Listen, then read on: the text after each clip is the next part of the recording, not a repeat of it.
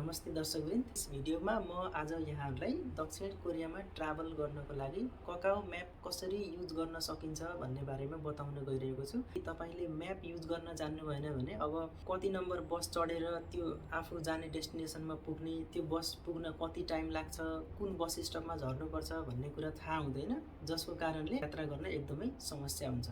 त्यसैले कोरियामा नयाँ आउने साथीहरूलाई पनि ट्राभल गर्न सजिलो होस् भन्ने उद्देश्यले मैले यो भिडियो तयार गरेको छु। ककाओ म्याप युज गर्नको लागि सबैभन्दा पहिले तपाईले आफ्नो मोबाइलको प्ले स्टोरबाट म्याप एप्लिकेसन डाउनलोड गर्नुपर्ने हुन्छ। KAKAO Kakao MAP म्याप यसरी लेखिसकेपछि जुन यो पहिलो आइकन देखाएको छ यो ककाओ म्यापको आइकन हो। यसलाई आफ्नो मोबाइलमा इन्स्टल गर्नुहोस्। यसलाई ओपन गर्नुहोस्। ओपन गरिसकेपछि यस्तो खालको इन्टरफेस खुल्छ। यसमा तलपट्टि यहाँ लगइन विथ ककाओ एकाउन्ट माथिपट्टि यसको माथि सानो अक्षरमा get start without login in भनेको छ। माथिको अप्सनमा क्लिक गरेँ। त्यसपछि यस्तो इन्टरफेस खुल्छ। यसमा नोटिफिकेसनको लागि भनेको छ, ओके गरिदिनुहोस्। त्यसपछि पनि फेरि यसलाई पनि ओके गरिदिनुहोस्। वाइल युजिङ द एपमा टच गरिदिनुहोस् र त्यसपछि यस्तो खालको इन्टरफेस आउँछ र यसमा लास्टमा निलो बटनमा पारो सिजाकागी लेखेको छ, यसलाई टच गरिदिनुहोस्। टच गरिसकेपछि यस्तो इन्टरफेस खुल्छ। यो पेजलाई सिम्पली स्क्रोल डाउन गरेर तल हटाइदिनुहोस्। हटाइदिसकेपछि अब स्क्रिनमा जे देख्नु भएको छ यो ककाओ म्यापको स्वरूप यस्तो देख्नु भएको छ। लागौँ अब यो एप कसरी युज गर्ने बस ट्राभलको लागि भन्नेतर्फ। सबैभन्दा पहिले यसको माथिपट्टि यो सर्च बारमा देख्न सक्नुहुन्छ, यहाँ साम्फ्याङदोङ संग्रामसी फुन्थाङ्गु लेखेको छ। यो भनेको अब तपाईँ जुन ठाउँमा हुनुहुन्छ त्यो ठाउँको लोकेसन अलरेडी यो एप्लिकेसनले रिड गरेर माथि फिलअप गरिदिएको छ। अब तपाईँलाई कुनै ठाउँमा छ भनेर खोज्न पर्यो भने यो माथिको जुन सर्च बार छ यो सर्च बारमा कोरियन लेटरमा त्यो ठाउँको नाम हालेपछि त्यो ठाउँको लोकेसन देखाउँछ। अब खास बस रुटको लागि कसरी युज गर्ने भन्ने तलपट्टि रुट लेखेको निलो बटन छ। यो निलो बटनमा टच गरिदिने।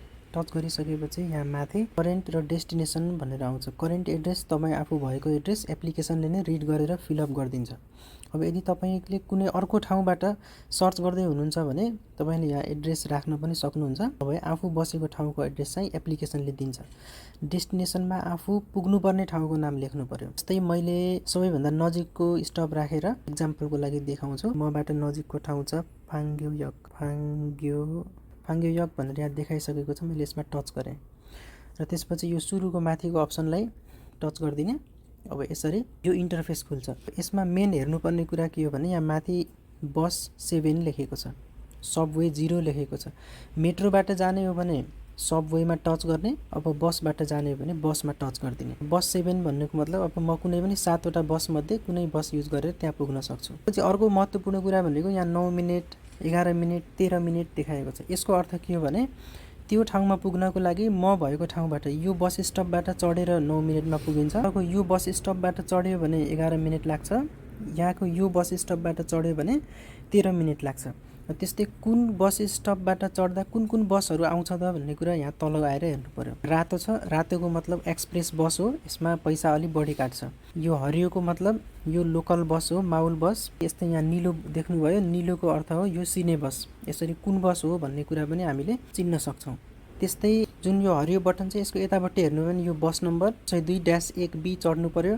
यो बस नम्बर त्यो स्टपमा आउन कति टाइम बाँकी छ, 2 मिनेट 38 सेकेन्ड टाइम काउन्ट भइराखेको छ र ठ्याक्कै यही टाइममा बस स्टपमा बस आइपुग्छ। यो बस नचढेर तपाईँ अरू बसहरू पनि छ, 602-2B 66 एन्ड अदर 7 बस। अरू कुन कुन बस छ हेर्न पर्यो भने टच गर्ने। यसमा टच गरेपछि डिटेलमा यसरी हेर्न सक्नुहुन्छ। तपाईँ अहिले यो निलो पोइन्टमा हुनुहुन्छ, त्यहाँबाट यो डट डट डट हिँडेर यो बस स्टपसम्म पुग्ने।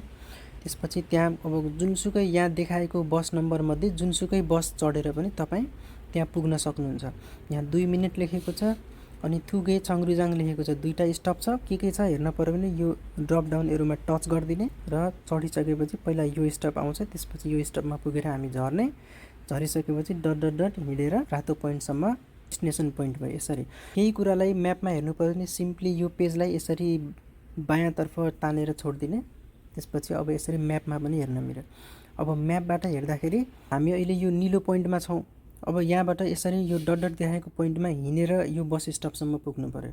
अब यो बस स्टप दायाँ बायाँ पूर्व पश्चिम कता छ थाहा भएन भने यो तलको पोइन्टमा जुन घडीको डायल जस्तो पोइन्ट छ यहाँ टच गरिदिने। टच गर्ने बित्तिकै यी माथिपट्टि यसरी एरो आएर बस्छ। अब यो एरोमा तपाईँ जतापट्टि फर्किनुहुन्छ यो एरोले उतैपट्टि डाइरेक्सन देखाउँछ र यसको आधारमा अब तपाईँ कुन सही दिशातर्फ जाँदै हुनुहुन्छ अथवा गलत दिशातर्फ जाँदै हुनुहुन्छ त्यो आफूले पत्ता लगाएर यही एरो हेरेर त्यसरी हिँड्दै हिँड्दै यो बस स्टपसम्म पुग्ने र बस चढ्ने।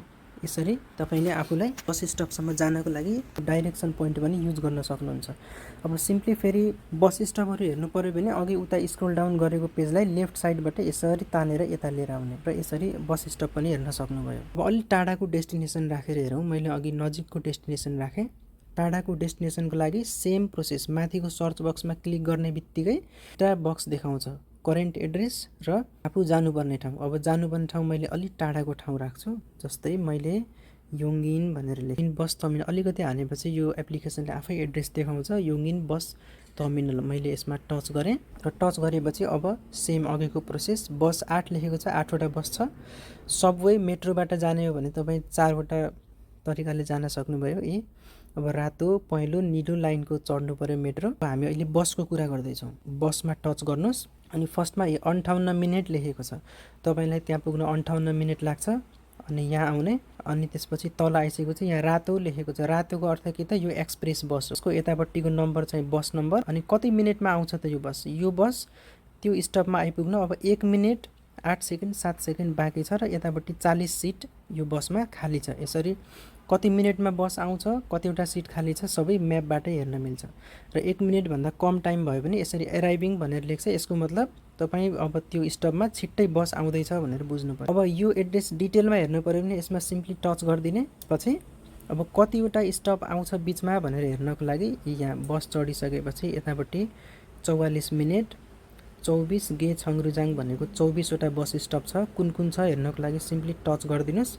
टच गरिसकेपछि यसरी सबै बस स्टपहरू देखाउँछ। प्रत्येक बस स्टपमा अनाउन्स गरिराखेको हुन्छ अब आउने बस स्टप यो हो, त्यसपछि यो बस स्टप आउँछ भनेर तपाईँले सुन्दै जानु पर्यो र अन्तिममा आफू झर्ने बस स्टप आउन लागेपछि त्योभन्दा अगाडि आफ्नो सिटको अगाडि वा माथिपट्टि रहेको स्टप स्विचलाई दबाइसकेपछि ड्राइभरले सम्बन्धित स्टपमा बस रोकिदिन्छ र तपाईँ झर्न सक्नुहुन्छ। अब यही कुरालाई म्यापमा हेर्नको लागि सिम्पली यो पेजलाई यसरी स्क्रोल गरिदिने लेफ्टतिर। यसरी अब म्यापबाट पनि तपाईँले हेर्न सक्नुहुन्छ। यो तलको घडीको डायलमा आउने टच गरिदिने एरो देखाउँछ। त्यसरी त्यो तरिकाले तपाईँ हिँड्दै हिँड्दै बस चढ्ने स्टपसम्म पुग्ने अनि त्यहाँबाट बस चढिसकेपछि अब यो बसको रुट पनि यसरी हेर्न सक्नु। बस चल्दै जाँदाखेरि त्यो रातो बटन आफै सर्दै सर्दै आउँछ र अन्तिममा यसरी तपाईँ यो यहाँनिर बस आउन लाग्यो भनेपछि तपाईँले झर्नको लागि स्टप स्विच दबाउनु पर्यो बसमा। स्टपमा झर्ने र आफ्नो डेस्टिनेसनमा जाने। यसमा अर्को महत्त्वपूर्ण कुरा के छ भने बस चेन्ज गर्न पर्छ कि पर्दैन भनेर जान्नको लागि जस्तै यो लाइनमा हेर्ने यतापट्टि यो लाइनमा सुरुमा एउटा बसको सानो पिक्चर देखाएको छ, त्यसपछि अन्तिममा गएर यो पोइन्ट देखाएको छ। यो बिचमा अरू कुनै पनि बस देखाएन भन्नुको मतलब यो एउटै बस अन्तिम पोइन्टसम्म पुग्छ। अब यदि दोस्रो बस स्टपबाट हजुर चढ्नु भयो भने दोस्रो बस स्टपमा यहाँ सुरुमा एउटा बसको पोइन्ट देखाएको छ, त्यसपछि अर्को बसको पोइन्ट देखाएर बल्ल लास्ट पोइन्ट देखाएको छ। यसको मतलब यो स्टपबाट तपाईँ चढ्नु भयो भने यो बस यहाँनिर आएर तपाईँले चेन्ज गर्नु पर्यो अनि बल्ल अन्तिम पोइन्टमा पुग्न सक्नुहुन्छ। यसरी यो लाइनमा बिचमा 2टा बस 3वटा बस देखायो भने त्यसको मतलब तपाईँले बिचमा 2-3वटा बस चेन्ज गर्नुपर्छ। यसरी बस चेन्ज गर्ने वा नगर्ने भन्ने कुरा पनि म्यापबाट सजिलै हेर्न सकिन्छ। यसरी ककाओ म्याप युज गरेर ती नम्बरको बस यात्रा गर्ने, कुन ठाउँमा पुग्न कति बेर लाग्छ, कति टाइममा बस आउँछ, यो सबै कुराहरू एक्लै हेर्न सकिन्छ र एक्लै पनि यात्रा गर्न सकिन्छ। दर्शकवृन्द कस्तो लाग्यो यहाँलाई यो भिडियो मन परेको छ भने कृपया लाइक, सेयर अनि कमेन्ट गरिदिनु होला र केही क्वेरिजहरू छ भने कमेन्ट बक्समा लेख्नु होला।